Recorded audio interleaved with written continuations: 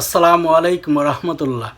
বর্তমান সময়ে পৃথিবীর প্রত্যেকটা প্রান্তে যেখানে মুসলিমরা রয়েছে তারা নানাভাবে নির্যাতিত হচ্ছে, বিশেষ করে পশ্চিমা বিশ্বে এবং অমুসলিম দেশগুলো দ্বারা। এছাড়া মুসলিম দেশের নামধারী কিছু মুসলিম শাসক রয়েছে, কার্যত তারা মুসলিম নামধারী হলে মুসলিম বা ইসলামের সাথে তাদের সংশ্লিষ্টতা খুবই নগণ্য এবং যেটুকু আছে তা শুধুমাত্র শাসক হিসাবে আবির্ভাব হওয়ার জন্য এবং মুসলিম দেশের জনগণকে ব্যবহার করার মানসিকতায় ইসলামকে তারা কিঞ্চিত হলে ব্যবহার করছে, যেটা পরিপূর্ণভাবে ইসলামে হারাম এবং নিষিদ্ধ।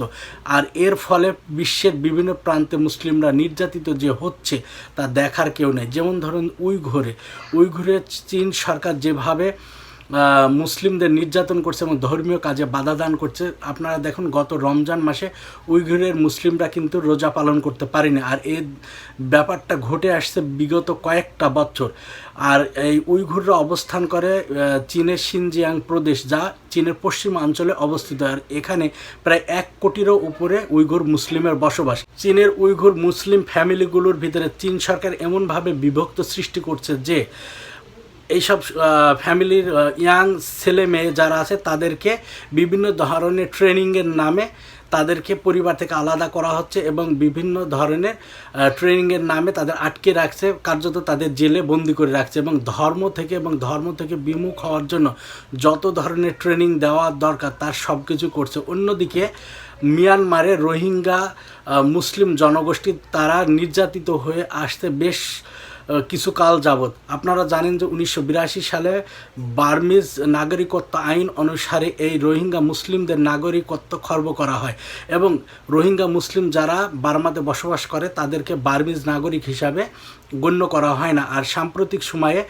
বার্মার সরকার এবং সেনাবাহিনী মিলে এই রোহিঙ্গা মুসলিমদের উপর এমন এক নির্যাতন চালিয়েছে যে তারা ঘরবাড়ি ছেড়ে পার্শ্ববর্তী বাংলাদেশে পালিয়ে আসতে বাধ্য হয়েছে, যা আন্তর্জাতিক একটি সংকট সৃষ্টি করেছে। শুধু তাই নয়, তাদেরকে গণহত্যা চালিয়ে তাদের লাশকে পুড়িয়ে মাটিতে পুঁতে ফেলা হয়েছে। আপনারা ভিডিও চিত্র দেখেছেন যে তাদের অনেককে পানির ভিতর পুকুরে পেড়ে নির্মমভাবে যে কিভাবে হত্যা করা হয়েছে তা গা শিউরে ওঠার মতো। অথচ এই মুসলিমদের দেখভালের জন্য কেউ পৃথিবীতে নেই এবং পৃথিবীর বুকে 54টি মুসলিম দেশ থাকলেও কার্যত তারা নীরব এবং কিছু কিছু দেশ নাম সর্বস্ব প্রতিবাদ বা নিন্দা আকারে কিছু বিবৃতি দিলে সে পর্যন্ত শেষ এবং তাদের জন্য কোনো ধরনের স্টেপ গ্রহণ করেনি। আমরা জানি যে মুসলিম বিশ্বের চিরচেনা এবং ফিগার মুখ হচ্ছে সৌদি আরব এবং পাকিস্তান। সৌদি আরব এই প্রেক্ষাপটগুলো নিয়ে চীনের সাথে সম্পর্ক করেছে আরও বেশি ভালো।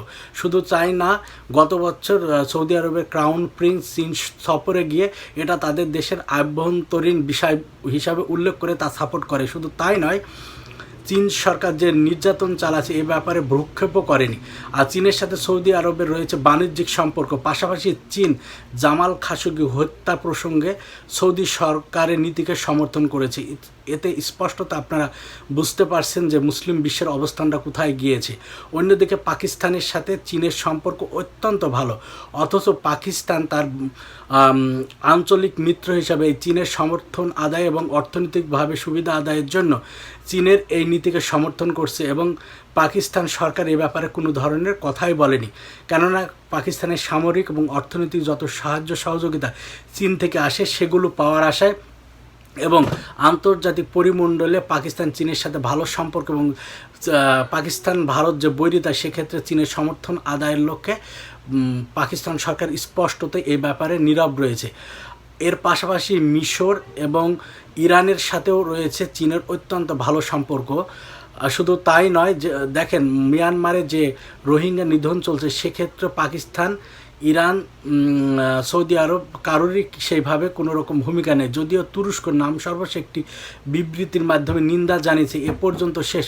আর বাইরে আর তারা কোনো রকম কোনো পদক্ষেপ গ্রহণ করেনি এবং মায়ানমার সরকার গড়িমসি করছে, তাদেরকে ফিরে নেবে, তাদেরকে পুনর্বাসন করবে, নাগরিকত্ব দেবে এই বলে। কিন্তু মুসলিম বিশ্বগুলো একত্রিত হতে পারেনি। শুধু তাই নয়, উইঘুর মুসলিম এবং রোহিঙ্গা মুসলিমদের নিয়ে সারা পৃথিবী, বিশেষ করে বৃহৎ দেশগুলি স্পষ্টতই দুভাগে বিভক্ত। ইউরোপীয় ইউনিয়ন এবং যুক্তরাষ্ট্র রোহিঙ্গা এবং উইঘুরের পাশে থাকলেও চীন, রাশিয়া, ভারত এরা পুরোপুরি বিপক্ষে। আর এর মূল কারণটাই হচ্ছে আন্তর্জাতিক রাজনৈতিক কারণ। আর যুক্তরাষ্ট্র বা ইউরোপীয় ইউনিয়ন যে মানবাধিকার কথা বলছে, সেখানেও আন্তর্জাতিক রাজনীতির একটা খেলা চলছে। আর যার কারণে এই দুই জাতিগোষ্ঠী, মুসলিম জাতিগোষ্ঠী শুধুমাত্র মুসলিম হওয়ার কারণে নির্যাতনের শিকার হচ্ছে। আর এক্ষেত্রে মুসলিম দেশগুলো নীরব ভূমিকা আসলে বিস্মিত করার মতো। যদিও রাসূলুল্লাহ সাল্লাল্লাহু আলাইহি সাল্লামের একটা হাদিসে আমরা জানতে পাই যে মুসলিমরা, অর্থাৎ পৃথিবীর যে প্রান্তে মুসলিমরা থাকুক না কেন, এক দেহের মতো। দেহের যে কোনো একটি অংশে ক্ষত লাগলে তা ছড়িয়ে পড়ে এবং ব্যথা অনুভব দেহের সর্বত্র। অথচ মুসলিমদের ভিতরে এই স্পিরিটটাইজ নেই। আর না থাকার কারণে মুসলিমরা মার খাচ্ছে প্রতিদিন, প্রতি কর্নারে। দেখুন, সেটা Kashmir, Palestine, Chechnya, Burma, China থেকে শুরু করে সর্বত্রই। আর মুসলিমরা যদি ইউনাইটেড হতো এবং মুসলিমরা যে ইসলামী মূল্যবোধ এবং ইসলামী মত অনুসারে ইসলাম যে পূর্ণাঙ্গ জীবন বিধান সে অনুসারে যদি পরিচালিত হতো, তাহলে মুসলিমদের কোনোভাবে নির্যাতিত হতো না এবং মুসলিমরা নিজেরাই একটি শক্তি হিসাবে বিশ্বের বুকে অতীতে যেভাবে দাঁড়িয়েছিল সেভাবে দাঁড়াতে পারত এবং দাঁড়াতে পারলে পৃথিবীর অন্যান্য দেশগুলো মুসলিমদের সমীহ করত। তাই মুসলিমদের উচিত নিজেদের ভিতরে বোঝাপড়ায় আসা। ওআইসি নামক এক নাম সর্বোচ্চ সংগঠনের ব্যানারে, যেখানে বিভক্ত এবং রাজনীতি চরম, তা দিয়ে কোনোভাবে মুসলিমদের স্বার্থ উদ্ধার হবে না। আর এই ক্ষেত্রে মুসলিমদের স্বার্থ উদ্ধার হওয়ার একমাত্র পন্থা হচ্ছে আল্লাহ সুবহানাহু ওয়া তাআলার সাহায্য কামনা করা, এবং আল্লাহ সুবহানাহু ওয়া তাআলা সাহায্য করে মুসলিমদেরকে রক্ষা করতে পারেন। এটাই হচ্ছে একমাত্র পথ। আর সেই দোয়া প্রত্যেকটা মুসলিমের করা উচিত বলে আমি মনে করি। আজকের আলোচনা এ পর্যন্ত। আপনাদের সবাইকে ধন্যবাদ। আসসালামু আলাইকুম ওয়া রাহমাতুল্লাহি ওয়া বারাকাতুহু।